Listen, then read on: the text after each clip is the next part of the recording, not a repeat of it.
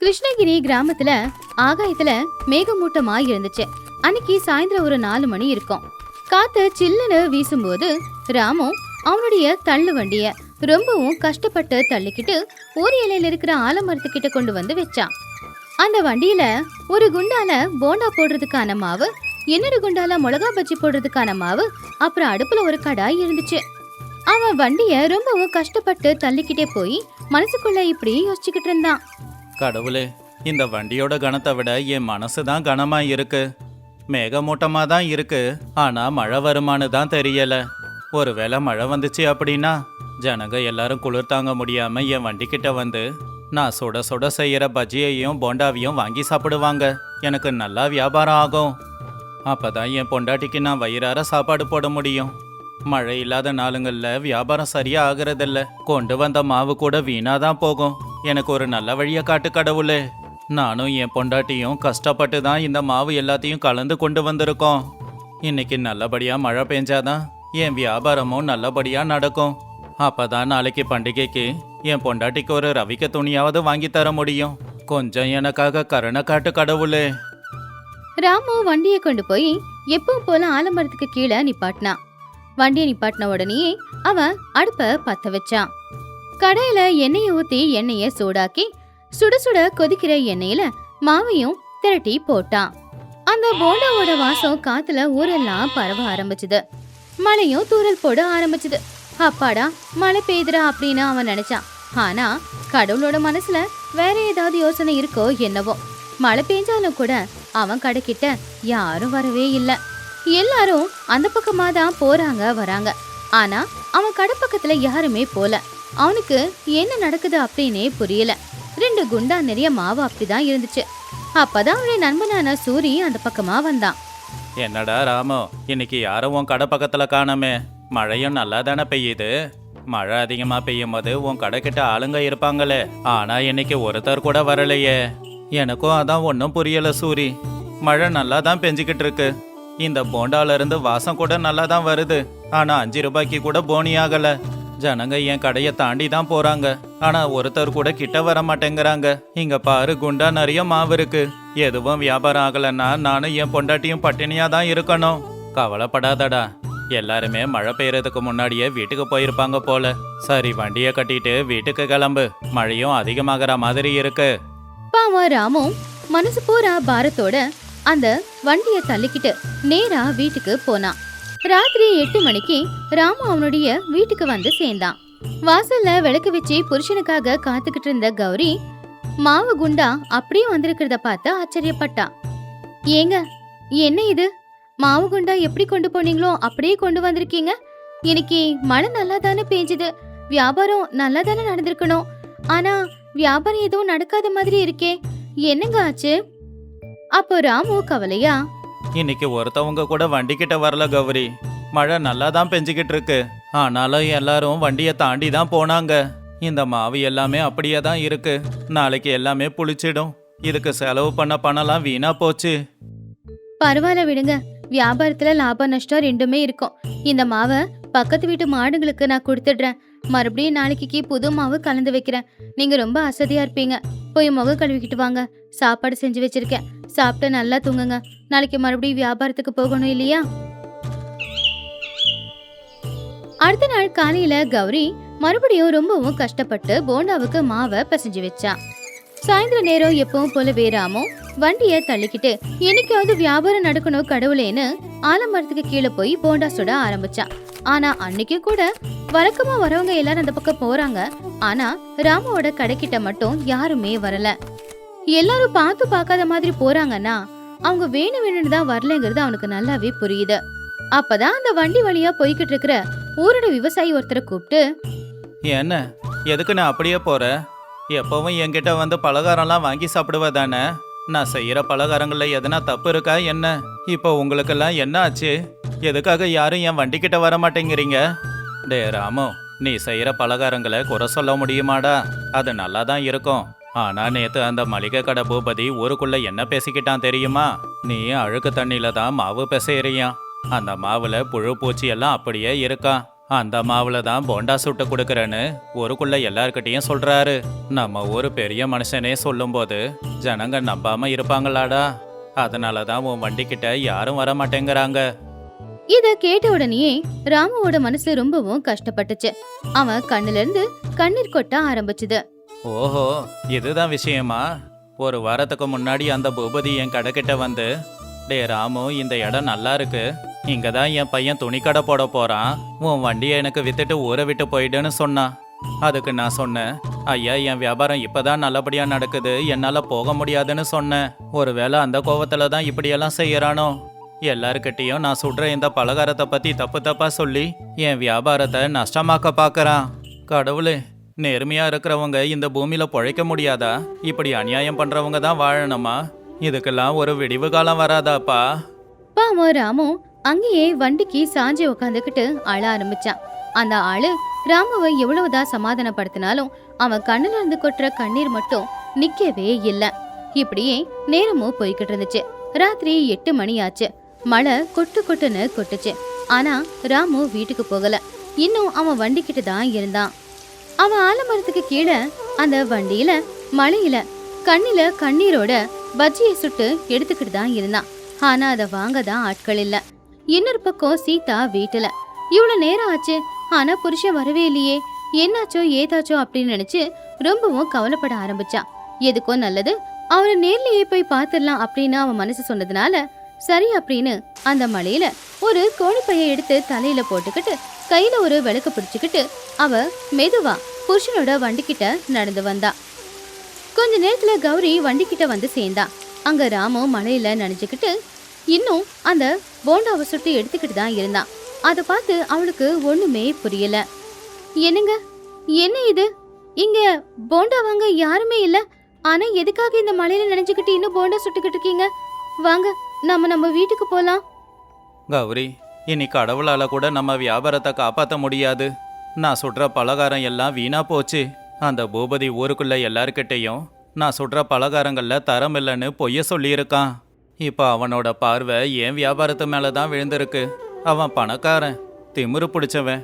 இனிமே என்னோட வியாபாரம் நடக்காதுன்னு தெரிஞ்சு போச்சு. இந்த மிச்சம் இருக்கிற மாவுல பஜ்ஜியை சுட்டு தெருவில் இருக்கிற நாய்களுக்காவது போட்டுட்டு வரேன், புண்ணியமாவது கிடைக்கும். நாளையிலிருந்து வியாபாரம் இல்லை, இனி வியாபாரம் செய்ய மாட்டேன். அழாதீங்க, இதுல உங்க தப்பு எதுவுமே இல்லல்ல. அவன் பணக்காரனா இருக்கலாம், ஆனா நியாயம் நம்ம பக்கம் இருக்கு. இப்படிப்பட்டவங்களுக்கெல்லாம் நிச்சயமா கடவுள் ஒரு நாள் நல்ல பாடத்தை கத்து கொடுப்பாரு. அவனோட கொட்டத்தை எப்படி அடுக்கிறதுன்னு எனக்கு தெரியும். நீங்க வாங்க, நம்ம வீட்டுக்கு போலாம். உன்னால என்ன பண்ண முடியும் கௌரி? அவங்கிட்ட அடியாளங்க இருக்காங்க, நம்மள கொன்னு போட்டுடுவாங்க. நீங்க நாளைக்கு எப்பவும் போல வியாபாரத்தை ஆரம்பிங்க. நீங்க சுடுற இந்த போண்டா எவ்வளவு நல்லா இருக்கும்னு மறுபடியும் ஊஜனங்க புரிஞ்சுப்பாங்க. இப்போ வீட்டுக்கு போலாம் வாங்க, மழையில நினைச்சா உடம்புக்கு முடியாம போயிடும். அன்னைக்கு ராத்திரி 2 பேரும் கவலையா வீட்டுக்கு போய் சேர்ந்தாங்க. ஆனா கௌரிக்கு தூக்கம் வரல. நடுராத்திரி நேரம் அவ விளக்கு எடுத்துக்கிட்டு வீட்டை விட்டு வெளியில வந்தா. அந்த மழையில நினைச்சுக்கிட்டு வியாபாரியான பூபதியோட குடோன் கிட்ட போனா. அடுத்த நாள் காலையில விடிஞ்சது. மழையும் நின்னு போச்சு. ராமு ஒரு தயக்கத்தோடவே பயத்தோடவே அவன் வண்டியை தள்ளிக்கிட்டு வியாபாரத்துக்கு போனான். அவன் போண்டா சுட ஆரம்பிச்சான். ஆனா அவன் கையெல்லாம் நடுங்கிக்கிட்டு இருந்துச்சு. நேத்து மாதிரி யாரும் வரப்போறது இல்ல அப்படின்னு அவன் மனசு சொல்லுச்சு. ஆனா என்ன ஆச்சரியம்னா, காலையில 9 மணிக்கெல்லாம் அந்த ஆலமரத்துக்கு கீழே நிறைய ஆட்கள் நின்னுக்கிட்டு இருந்தாங்க. அதுலயும் அந்த பணக்கார வியாபாரியான பூபதி தான் முன்னாடி நின்னுக்கிட்டு இருந்தான். அவனுடைய முகத்துல ஏதோ ஒரு தெரியாத பயமும் தெரிஞ்சுது. அவன் சத்தமா ராமு கிட்ட, ராமோ, சீக்கிரமா அந்த தட்டு நிறைய பஜ்ஜியும் போண்டாவும் போட்டு கொடு. எனக்கு நீ சுடுற பஜ்ஜி போண்டானா ரொம்ப பிடிக்கும். சுத்தி இருக்கிற 18 பட்டியிலையும் நீ சுடுற அளவுக்கு யாரும் போண்டா செய்யறதில்ல. ராமுவுக்கு ஒண்ணுமே புரியல. கை நடுங்க நடுங்க அந்த போண்டா இருக்கிற பிளேட்டை கொடுத்தான். அடடா, என்ன மனம், என்ன சுவை, ரொம்ப நல்லா இருக்கு. இங்க பாருங்க ஊர் ஜனங்களா, 2 நாளைக்கு முன்னாடி இவன் கெட்டு போன மாவை பயன்படுத்துறான்னு சொன்னது பொய். யாரோ தெரிஞ்சவங்க வந்து என்கிட்ட சொன்னாங்க, நானும் நம்பிட்டேன். என் பேச்ச கேளுங்க. இந்த ராமு கடையில இருக்கிற பஜ்ஜி ஆரோக்கியத்துக்கு ரொம்ப நல்லது. எல்லாரும் வாங்கி சாப்பிடுங்க. விலை கம்மியா ஆரோக்கியமா யாரு தான் இப்படி செஞ்சு கொடுப்பாங்க? பூபதி எல்லாருக்கும் முன்னாடி அப்படி சொல்லி அவன் வாங்கி சாப்பிட்ட போண்டாவுக்கு ராமு கிட்ட பணத்தை கொடுத்துட்டு தலை குனிஞ்சு அங்கிருந்து போயிட்டான். அன்னைக்கு வியாபாரம் ரொம்ப நல்லபடியா நடந்துச்சு. பூபதி ஐயாவே சொல்லிருக்காருன்னா அப்ப நிச்சயமா இந்த போண்டா நல்லாதான் இருக்கும் போலயே. அப்படின்னு நினைச்சு எல்லாருமே போண்டா வாங்கி சாப்பிட ஆரம்பிச்சாங்க. கொஞ்ச நேரத்திலேயே அந்த மாவு குண்டாவே காலியா போச்சு. ராமுவோட கல்லா பெட்டி நிறைஞ்சது. அவன் மனசு முழுக்க சந்தோஷமும் இருந்துச்சு. அன்னைக்கு அவன் ரொம்ப சீக்கிரமாவே வீட்டுக்கு போயிட்டான். வீட்ல கௌரி காத்துக்கிட்டு இருந்தா. அவ கையில சம்பாதிச்ச பணத்தை வச்சு, கௌரி, நீ எந்த கடவுள்கிட்ட வேண்டிக்கிட்டேன்னு தெரியல. இன்னைக்கு அந்த பூபதி நேராவே நம்ம வண்டிக்கிட்ட வந்து, நான் இது வரைக்கும் சொன்னதெல்லாம் போய் இவன் சுடுற பலகாரம் ரொம்ப நல்லா இருக்கும், எல்லாரும் வாங்கி சாப்பிடுங்கன்னு சொன்னான். ஒரே ராத்திரியில மாறிட்டான் பாரேன். அப்போ கௌரி சிரிச்சுக்கிட்டே, நான் பெருசா எதுவும் பண்ணலங்க. அவன் செஞ்சது பாவம் இல்லையா? நேத்து ராத்திரி நீங்க தூங்கினதுக்கு அப்புறமா நான் மெதுவா அந்த பூபதியோட குடோன் கிட்ட போனேங்க. சில நாட்களுக்கு முன்னாடி அவனுடைய குடோன்ல தானே நான் வேலை பார்த்துக்கிட்டு இருந்தேன். அதனால அந்த குடோன் இருக்கிற இடம் எனக்கு தெரியும். நான் அங்க போய் பார்த்தப்போ பூபதியும் அவனுடைய நம்பிக்கையான ஆட்களும் கதவை சாத்திக்கிட்டு இருட்டு அறையில ஏதோ பேசிக்கிட்டு இருந்தாங்க. அவன் அந்த குடோன்ல கலப்பட பண்ணப்பட்ட பொருட்களை தயாரிக்கிறான். அரிசியில பாலிஷ் பண்ண வெள்ளக்கல்ல சேர்க்கிறான். அதே மாதிரி மிளகாத்தூள்ல செங்கல் அரைச்சி சேர்க்கிறான். எடைய கம்மியா போடுறதுக்காக தராசுக்கு கீழே காந்தத்தை ஒட்டி வைக்கிறாங்க. இது எல்லாத்தையும் என் கண்ணார நான் பார்த்தேன். உடனே கதவை தட்டிட்டு நான் உள்ள போயிட்டேன். என்னங்க பூபதி ஐயா, கலப்படம் சரியா பண்ணிட்டீங்களா? என் வீட்டுக்காரரை சுடுற போண்டால கலப்படம் இருக்குன்னு ஊரெல்லாம் சொன்னீங்கல்ல, இப்போ நீங்க என்ன பண்ணிக்கிட்டு இருக்கீங்க? இந்த விஷயத்த ஊருக்காரங்க கிட்ட போய் நான் சொல்லவா? அரிசியில கல்லு, மிளகாத்தூளுல செங்கல் தூள், இது எல்லாம் மட்டும் என்ன நல்ல வியாபாரமா? இத ஊருக்குள்ள போய் சொன்ன அத்தோட உங்க கடை வியாபாரம் முடிஞ்சு போயிடும் அப்படின்னு நான் சொன்னதும் அவன் ஆடி போயிட்டாங்க. என் காலை தொட்டு கும்பிட்டு வேண்டிக்க ஆரம்பிச்சான். அவன் செஞ்ச தப்ப வெளியில நான் எங்க சொல்லிடுவேனோன்னு அவன் நடுங்க ஆரம்பிச்சான். என்ன மன்னிச்சிடுமா, இனிமே இந்த மாதிரி தப்பு செய்ய மாட்டேன் அப்படின்னு சொன்னான். இனிமே உங்க வியாபாரத்துல தலையிட மாட்டான்னு சொன்னான். அப்போ நான் ஒரு கண்டிஷன் போட்டேன். நீ நாளைக்கு என் புருஷன் கடை திறந்த உடனேயே அங்க போகணும். அவரு செய்யற அந்த போண்டாவை மனசார பாராட்டணும். அது தரமான போண்டான்னு ஊஜனங்க எல்லாரும் முன்னாடியும் சொல்லணும். நீயும் போண்டாவை வாங்கி சாப்பிடணும். அப்ப இந்த உண்மையை நான் வெளியில சொல்ல மாட்டேன், புரியுதா அப்படின்னு அவனை மிரட்டிட்டு வந்தேன். அவன் மண்டவாளம் தண்டவாளம் ஏறக்கூடாதுன்னு தான் அவன் இன்னைக்கு வந்து நம்ம கடையில போண்டா வாங்கி சாப்பிட்டான். அது கேட்டு ராமையா ரொம்பவும் ஆச்சரியப்பட்டான். தான் பொண்டாட்டியோட புத்திசாலித்தனம், அவருடைய தைரியம், நிதானம், இது எல்லாமே அவனை ஆச்சரியப்படுத்துச்சு. கௌரி, நீ என் மனைவி இல்ல, என் குடும்பத்தோட மகாலட்சுமி. ஒரு ஏழையோட கண்ணீரை புத்திசாலித்தனமா தொடச்சிருக்க. அதே மாதிரி ஒரு பணக்காரனோட திமிர நீ அழிச்சிட்டு வந்திருக்க. உண்மையிலேயே நான் கொடுத்து வச்சவன் தான். நாம நேர்மையா கஷ்டப்பட்டு உழைக்கிற வரைக்கும் யாருக்கும் நம்ம பயப்பட வேண்டிய அவசியமே இல்லைங்க. ஏன்னா நமக்கு துணையா இருக்கிறது அதோ அந்த கடவுள் தான். கடவுள் நமக்கு துணையா இருக்கும்போது யாரால நம்மள என்ன செஞ்சிட முடியும் சொல்லுங்க? அன்னையில இருந்து ராமுவோட தள்ளு வண்டி கிட்ட வர ஆட்களோட எண்ணிக்கை ரொம்ப அதிகமாச்சு. அவன் தினமும் எவ்வளவுதான் மாவு கொண்டு வந்தாலும் அந்த மாவு எல்லாமே தீந்து போய்கிட்டு இருந்துச்சு. இன்னொரு பக்கம் பூபதி மட்டும் என்னைக்கு உண்மை வெளியே வருமோன்னு பயத்துல நடுங்கிக்கிட்டு இருந்தான். யாரா இருந்தாலும் சரி, இன்னொருத்தங்க வயித்துல அடிச்சு அவங்க பொழிக்க நினைச்சா அது பெரிய பாவம். அந்த பாவத்துக்கான தண்டனைய என்னைக்காவது ஒரு நாள் கடவுள் அவங்களுக்கு நிச்சயமா கொடுப்பான். என்ன பிரச்சனை வந்தாலும் கொஞ்சம் நிதானமாவும் புத்திசாலித்தனமாவும் யோசிச்சா அந்த பிரச்சனையை விட்டு சுலபமா நம்மளால வந்துட முடியும்.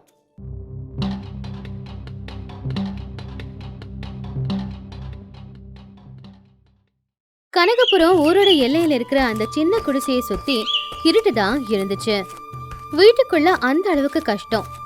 ராமையா நாள் முழுக்க ஊருக்குள்ள போய் வேலை தேடி யாரும் வேலை கொடுக்காம அவமானப்பட்டு தலைகுனிஞ்சி நடந்துகிட்டு இருந்தான்.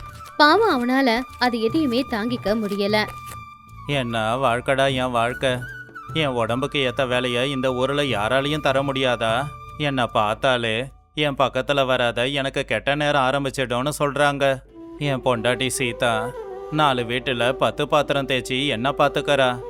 நான் வேலை செஞ்சு அவளை பார்த்துக்கலான்னு பார்த்தா நான் வெட்டியாவே இருக்கேன். நான்லாம் அவளுக்கு புருஷனா இருந்து என்ன பண்ண போறேன்? என் உயிர் என் உடம்ப விட்டு போனாலாவது அவளுக்கு ஒரு பாரம் குறையும். கட்டுன பொண்டாட்டிய பார்த்துக்க முடியாத வாழ்க்கையெல்லாம் ஒரு வாழ்க்கை. வாழ்க்கை முழுக்கவே அவமானம்தான் போல. அப்படி கண்ணுல கண்ணீரோட ராமையா அவனுடைய குடிசைக்கு போய்கிட்டு இருந்தான். ராமையா சீதா 2 பேரும் வீட்டுக்கு வெளியில கைத்து கட்டல உட்கார்ந்து இருந்தாங்க. அவங்க 2 பேருடைய முகமும் வாடி போயிருந்துச்சு. சீதா, என் வாழ்க்கை ஏன் இப்படி இருக்கு? என் உடம்புல பலம் இருக்கு, உழைக்கணுங்கிற எண்ணம் இருக்கு. ஆனா யாருமே என்னை கூப்பிட்டு ஒரு வேலையை கொடுத்து செய்ய சொல்ல மாட்டேங்கிறாங்க. அந்த பூபதியோட வயல்ல வேலை கேட்டு போனா நீ எல்லாம் வேலை செய்ய மாட்ட, உன்னை பார்த்தாலே எங்களுக்கு தான் தரித்திரம், நீ முதல்ல இங்கிருந்து கிளம்புன்னு அவமானப்படுத்தி அனுப்பிட்டான் தெரியுமா? என் அப்பாவை ஏமாத்தி சொத்தெல்லாம் புடுங்கினவங்க இப்ப மெத்த வீட்டில் வாழறாங்க. ஆனா நான் அவங்க கிட்ட போய் வேலை கொடுங்கன்னு பிச்சை எடுக்கிறேன். இப்படிப்பட்ட வாழ்க்கை எனக்கு எதுக்கு? பேசாம உசுர மாச்சிக்கிட்டா என்ன? ஏங்க என்ன பேசிக்கிட்டு இருக்கீங்க? உங்க கண்ணுல வர கண்ணீர் என்ன கொண்டுகிட்டு இருக்குங்க? மத்தவங்களுக்கு உங்களை பத்தி என்ன தெரியும்? அதனால வார்த்தையால நோக்கடிப்பாங்க, வார்த்தையாலேயே அவமானமும் படுத்துவாங்க. ஆனா அதையெல்லாம் கேட்டு நீங்க அழுதுகிட்டு இருந்தா என்னால அதை தாங்கிக்க முடியுமா? எப்படி அழாம இருக்க சொல்ற சீதா? காலையில நான் எழுந்திருக்கிறதுக்கு முன்னாடியே நீ எழுந்து வேலைக்கு போயிடுற. நீ எல்லார் வீட்டிலையும் வேலை செஞ்சு கொண்டு வர 4 காசை வச்சுதான் எனக்கு கஞ்சி காய்ச்சி கொடுக்கற. உன் கையெல்லாம் காப்பு காய்ச்சி இருக்கே, அதை பார்க்க எனக்கு எவ்வளோ கஷ்டமா இருக்கு தெரியுமா? பொண்டாட்டி நீ கஷ்டப்பட்டு வேலை செய்யற, நான் உக்காந்து சாப்பிட்றேன். கடவுளே, கட்டிக்கிட்டு வந்த பொண்டாட்டிக்கு நானே பாரமாயிட்டேனே. அவளுக்கு நான் பாரமா இருக்கிறதுல எனக்கு சுத்தமா விருப்பம் இல்லை. கடைசி வரைக்கும் என்ன இப்படி தான் புலம்ப விட போறியா? புருஷ பொண்டாட்டி அப்படின்னா ஒருத்தங்க கஷ்டத்தை ஒருத்தங்க புரிஞ்சுக்கணும். இதுல என்னோட கஷ்டம் என்னங்க இருக்கு? நீங்க என்ன நல்லபடியா பாத்துக்கிட்டீங்க. இப்ப ஏதோ நிலைமை சரியில்லை, அதனால நான் கஷ்டப்பட்டுக்கிட்டு இருக்கேன், அவ்வளவுதானே. ஆனா அதுக்காக நீங்க கவலைப்படாதீங்க. இருட்டு நம்ம வாழ்க்கையில எப்பவுமே நிரந்தரமா இருக்காதுங்க. நிச்சயமா ஒரு நாள் இந்த இருட்டு போய் வெளிச்சம் வந்தே தீரும். காலையில சூரியன் வர்றதுக்கு முன்னாடியே சீதா எழுந்திருச்சு வீட்டு வேலைக்கு கிளம்பிட்டான். ராமையா வீட்டுல தனியா தான் இருந்தான். பொண்டாட்டி வேலைக்கு போயிட்டு வரும்போது ரொம்பவும் அசதியா வருவான்னு எப்பவுமே வீட்டுல சமையல் பண்றது ராமையா தான். ராமையாவுக்கு சமைக்கிறது ரொம்ப பிடிக்கும். சின்ன வயசுல அவங்க பாட்டி சமைக்கும் போது பாத்துக்கிட்டே இருப்பான். பாட்டி அவனுக்கு நிறைய சமையல் கத்து கொடுத்தாங்க. என் பொண்டாட்டி எனக்காக தான் கஷ்டப்படுறா. பாவம், கஷ்டப்பட்டுட்டு வர்றவளுக்கு வீட்டு வேலையும் வைக்கக்கூடாது. நான் சமையலை செஞ்சு வைக்கிறேன். என் பாட்டி சொல்லுவாங்க, டே ராமையா, எப்பவும் சமைக்கும் போது அன்பும் பாசத்தோடவும் சமைக்கணும், அப்பதான் சாதாரணமா வர்ற குழம்பு கூட சுவையா இருக்கும் அப்படின்னு. ராமையா உரல்ல பச்சை மிளகா, இஞ்சி, பூண்டு, சீரகத்தை போட்டு அரைச்சி வச்சான். கடாயில எண்ணெயை ஊத்தி தக்காளி வெங்காயத்தை நல்லா வதக்கினான். அந்த பழைய காலத்து குழம்பு வாசம் மூக்க தொலைச்சுக்கிட்டு இருந்துச்சு. இந்த கீரை குழம்புக்கு 2 காஞ்ச மிளகாவும் 4 பல்லு பூண்டையும் போட்டு செஞ்சா சீதாவுக்கு ரொம்ப பிடிக்கும். அவ வயிறார சாப்பிட்டா என் மனசு நிறையும். மதிய நேரம் சீதா ரொம்பவும் அசதியா வீட்டுக்கு வந்தா. ராமையா வாழை இலையில சாப்பாடு அவன் செஞ்ச குழம்பு 2த்தையும் ஊத்துனான். அத ஒரு வாய் கலந்து சாப்பிட்டு பார்த்த சீதா ரொம்பவுமே ஆச்சரியப்பட்டா. என்னங்க இது? இந்த குழம்பு இவ்ளோ நல்லா இருக்கு. இது சாதாரண குழம்பு இல்லைங்க, சாப்பிட அப்படியே அமிர்த மாதிரி தாங்க இருக்கு. உங்க கையில எவ்வளவு பெரிய வித்தை இருக்குங்க. இந்த திறமை எல்லாருக்கும் வந்துடாது. இந்த சாப்பாடு சாப்பிடும் போது என் உடம்புல இருக்கிற அசதி எல்லாம் பறந்து போச்சு. உண்மையிலேயே நல்லா இருக்கா சீதா? நீ சந்தோஷமா சாப்பிட்டா அதுவே போதும். ஏங்க, என்கிட்ட ஒரு யோசனை இருக்கு. நம்ம வீட்டுல நிறைய கோழிங்களை வளர்த்துக்கிட்டு இருக்கோம்ல, யாராவது அது கேட்டு வந்தா மட்டும் அவங்களுக்கு அதை வித்துக்கிட்டு இருக்கோம். ஏதாவது பண்டிகைனா மட்டும்தான் எல்லாரும் கோழி வாங்கி குழம்பு வைக்கிறாங்க. நீங்க இவ்வளவு நல்லா குழம்பு வைக்கிறீங்கல்ல, பேசாம நாம கோழி குழம்பு, கோழி வறுவல் இத செஞ்சு ஏன் விற்க கூடாது? எனக்கு என்னமோ நீங்க கைப்பக்குவமா சமைச்ச கோழி குழம்பையும் கோழி வறுவலையும் யாராவது சாப்பிட்டு பார்த்தாங்கன்னா அதுக்கப்புறம் மறுபடியும் வந்து வாங்குவாங்கன்னு தோணுது. ராமையா அதை கேட்ட உடனே சந்தோஷமா பட்டா, கூடவே கொஞ்சம் பயமும் இருந்துச்சு. நான் சமைக்கிறேன் சரி, ஆனா எல்லாரும் என்கிட்ட வந்து வாங்குவாங்களா அப்படின்னு சந்தேகப்பட்டான். கடைசியில சீதா கொடுத்த தைரியத்துல அவன் சரி அப்படின்னு ஒத்துக்கிட்டான். அடுத்த நாளே சீதா கோழிய கழுவி கறியாக்கி கொண்டு வந்தா. ராமையா அவங்க பாட்டி அந்த காலத்துல சொல்லி கொடுத்த மாதிரியே மசாலாவை அரைச்சி நாட்டுக்கோழி குழம்பு செஞ்சான். சின்ன தள்ளு வண்டியில பானையில ஒரு பானையில கோழி குழம்பும் இன்னொரு பானையில கோழி வறுவலையும் வச்சுக்கிட்டு புருஷன் பொண்டாட்டி தள்ளிக்கிட்டு அந்த ஊர்ல இருக்கிற ஆத்தங்கரையோரமா வந்தாங்க. அதே ஊர்ல தான் பெரிய மீன் வியாபாரி பூபதியும் உக்காந்துக்கிட்டு இருந்தான். அவன் ரொம்ப திமிரு பிடிச்சவன். ஏன்னா பட்டணத்துல இருக்கிற எல்லாருக்கும் மீன் விக்கிறது அவன் தான்.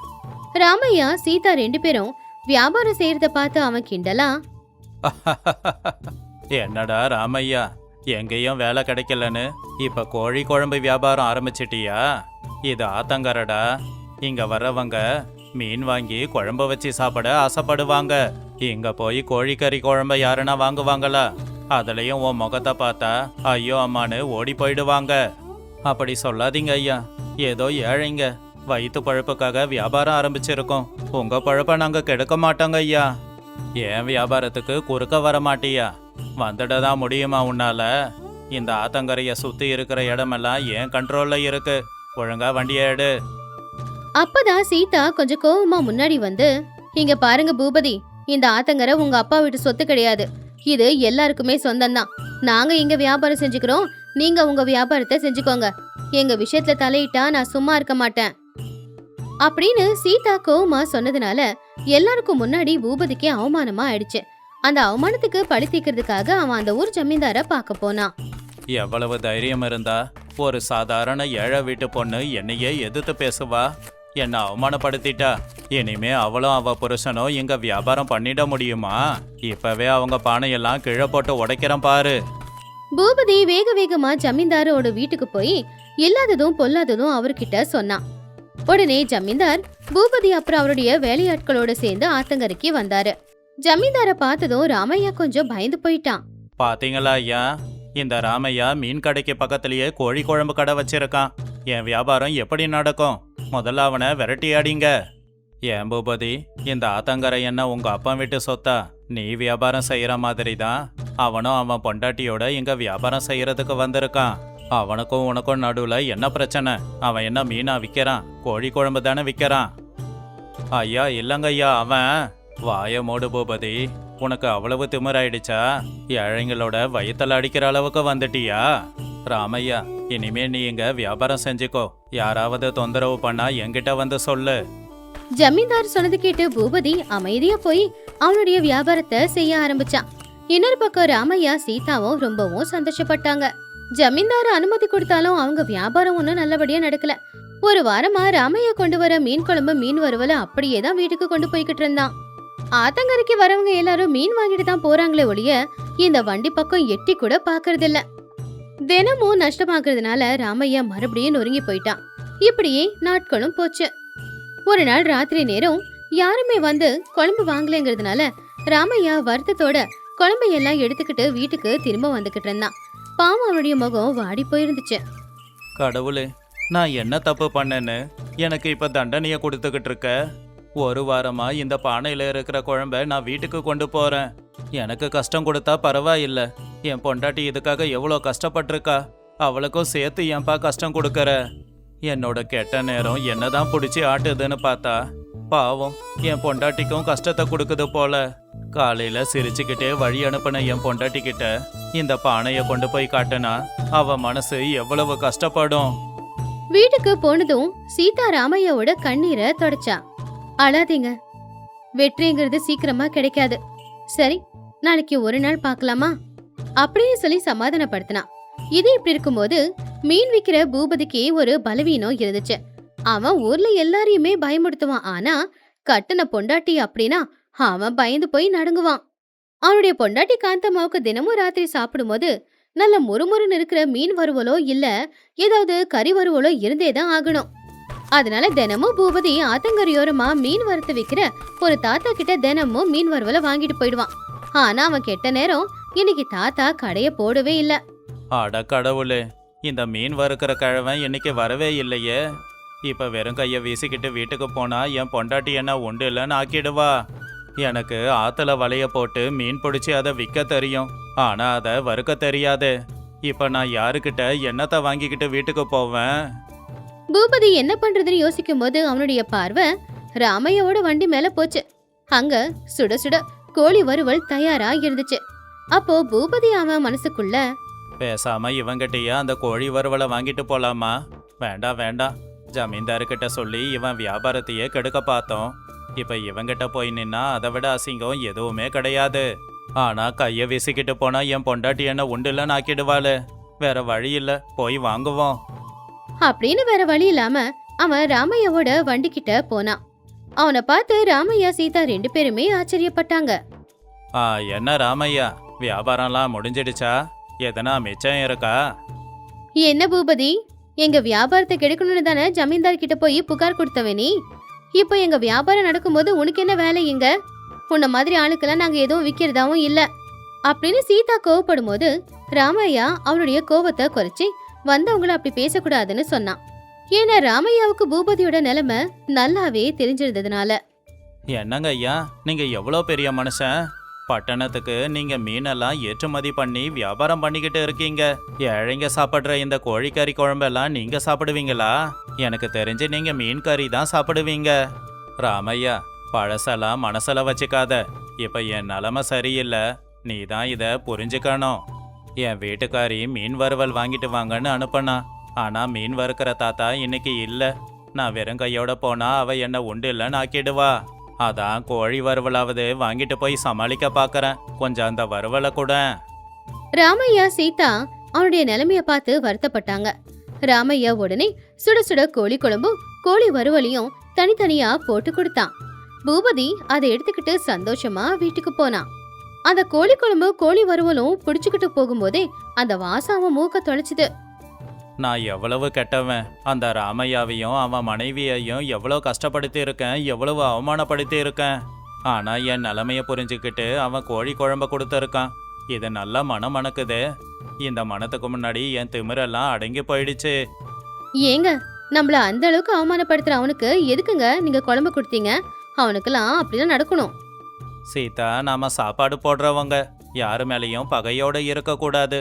இன்னைக்கு வாங்கிட்டு போனதை சாப்பிட்டதும் அவன் மனசை மாத்திப்பான் பாரு. அடுத்த நாள் சாயந்தர நேரம் மறுபடியும் பூபதி ராமையாவோட கடைக்கு வந்தான். அவனுடைய முகத்துல சந்தோஷம் தெளிவா தெரிஞ்சுது. டே ராமையா, சும்மா சொல்லக்கூடாது. நீ சாதாரண ஆள் இல்ல. நேத்து உன் கடையில இருந்து வாங்கிட்டு போன அந்த கோழி வறுவலை சாப்பிட்டு என் பொண்டாட்டி ரொம்ப நல்லா இருக்கு, இதே மாதிரி கோழி வறுவலும் கோழி குழம்பும் வாங்கிட்டு வாங்கன்னு சொன்னா. என்னை மன்னிச்சிடு ராமையா, உன்னை அவமானப்படுத்திட்டேன். ஆனா நீ உண்மையிலேயே ரொம்ப திறமசாலி. அப்படி பூபதி சொன்னதை அங்க இருந்தவங்க எல்லாருமே கேட்டாங்க. அது வரைக்கும் ஆத்துக்கு வந்து மீனை மட்டுமே வாங்கிட்டு போயிட்டு இருந்த ஜனங்க எல்லாருமே இப்ப ராமையாவோட கடைக்கு வந்து அவன் செய்யற அந்த கோழி குழம்பையும் கோழி வறுவலையும் வாங்க ஆரம்பிச்சாங்க. இப்போ அந்த சுவை அவங்க எல்லாருக்குமே ரொம்பவும் பிடிச்சு போச்சு. அதனால ராமையா வியாபாரமும் நல்லா நடந்து அவனுக்கு காசும் வர ஆரம்பிச்சுது. ராமையா கொண்டு வந்த கோழி குழம்பும் கோழி வறுவலும் கொஞ்ச நேரத்திலேயே காலி ஆயிடுச்சு. ராமையா சீதாவோட முகத்துல ரொம்ப சந்தோஷம். அவங்க அந்த காலி பானையை எடுத்துக்கிட்டு வீட்டுக்கு சந்தோஷமா போனாங்க. ராமையாவோட சட்டப்பை நிறைய பணம், முக நிறைய சந்தோஷம், அதே மாதிரி சிரிப்பு. அவன் ரொம்பவும் சந்தோஷமா இருந்தான். சீதா, நீ கொடுத்த தைரியத்தால தான் இன்னைக்கு எல்லாருக்கும் முன்னாடி நான் தலை நிமிர்ந்து நடந்துகிட்டு இருக்கேன். என் பாட்டி எனக்கு கத்து கொடுத்த இந்த சமையல் தான் நம்ம 2 பேரையும் காப்பாத்தி என்னையும் மரியாதையா வாழ வச்சிருக்கு. ஏங்க, பாத்தீங்களா? உங்க நேர்மையும் உங்க திறமையும் இன்னைக்கு ஜெயிச்சிருக்கு. இனி நம்மள யாரும் அவமானப்படுத்த மாட்டாங்க. முதல் தடவையா அந்த வீட்டுல வெளிச்சமும் மனசு நிறைய சந்தோஷமும் நிம்மதியான தூக்கமும் இருந்துச்சு. அப்படி ஏழையான ராமையாவோட நாட்டுக்கோழி குழம்பு நாட்டுக்கோழி வறுவல் வியாபாரம் ரொம்பவுமே ஃபேமஸ் ஆச்சு. அவன் வியாபாரம் நல்லபடியா நடந்துச்சு. எப்பவுமே நேர்மைக்கும் உழைப்புக்கும் உடனே வேணும்னா ஏதாவது பலன் கிடைக்காம போகலாம். ஆனா என்னைக்காவது ஒரு நாள் நிச்சயமா அந்த நேர்மைக்கான பலனும் உழைப்புக்கான பலனும் கிடைக்கும். அதுக்குள்ள நாம நொறுங்கி போயிடக்கூடாது. எப்பவுமே கொஞ்சம் பொறுமையா தைரியமா இருக்கணும்.